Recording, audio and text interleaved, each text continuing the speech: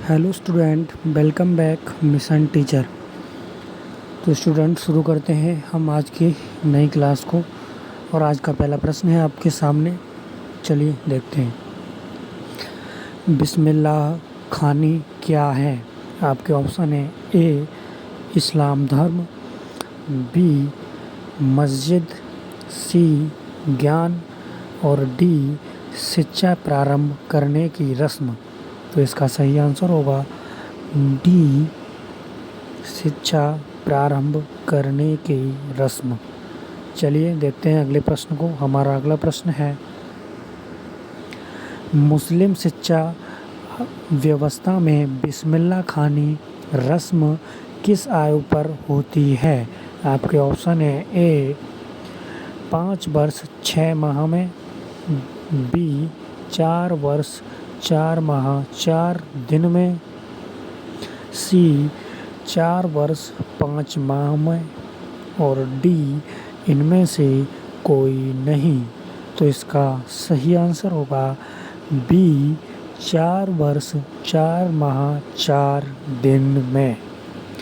ठीक, चलिए देखते हैं अगले प्रश्न को। हमारा अगला प्रश्न है, मदरसों में शिक्षा का माध्यम था। आपके ऑप्शन है ए फारसी, बी उर्दू, सी अरबी और डी इनमें से कोई नहीं। तो इसका सही आंसर होगा ए फारसी। चलिए देखते हैं अगले प्रश्न को।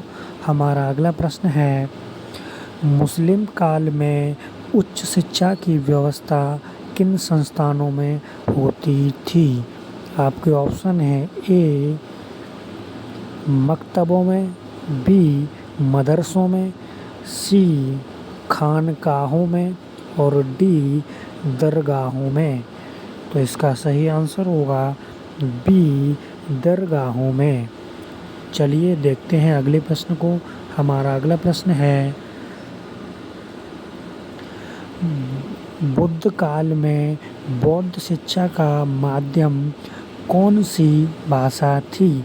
आपके ऑप्शन है ए संस्कृत, बी प्राकृत और सी पाली, डी इनमें से कोई नहीं। तो इसका सही आंसर होगा सी पाली।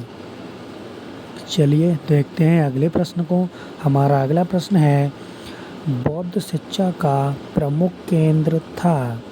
आपके ऑप्शन हैं ए भालखंड, बी नालंदा और सी मिथिला, डी पाटलिपुत्र। तो इसका सही आंसर होगा बी नालंदा। चलिए देखते हैं अगले प्रश्न को। हमारा अगला प्रश्न है, बौद्धकालीन शिक्षा का प्रारंभ किस संस्कार के बाद होता था? आपके ऑप्शन है ए उपनयन, बी विद्यारंभ और सी प्रव्रज्जा, डी समावर्तन। तो इसका सही आंसर होगा सी प्रव्रज्जा। चलिए देखते हैं अगले प्रश्न को। हमारा अगला प्रश्न है, वैदिक काल में विद्यार्थी जीवन की समाप्ति पर कौन सा संस्कार होता है? आपके ऑप्शन है ए उपसंपदा, बी दीक्षांत, सी समावर्तन और डी विनय पिटक। तो इसका सही आंसर होगा सी समावर्तन। चलिए देखते हैं अगला प्रश्न है हमारा, राष्ट्रीय ज्ञान आयोग का गठन कब हुआ?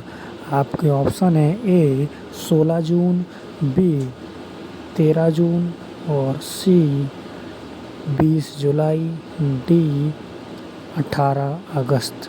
तो इसका सही आंसर होगा बी 13 जून। चलिए देखते हैं अब हम अगले प्रश्न को। हमारा अगला प्रश्न है, किस प्रधानमंत्री के शासनकाल में राष्ट्रीय शिक्षा नीति 1986 गठित की गई? आपके ऑप्शन है ए मनमोहन सिंह, बी राजीव गांधी, सी अटल बिहारी वाजपेयी और डी इनमें से कोई नहीं।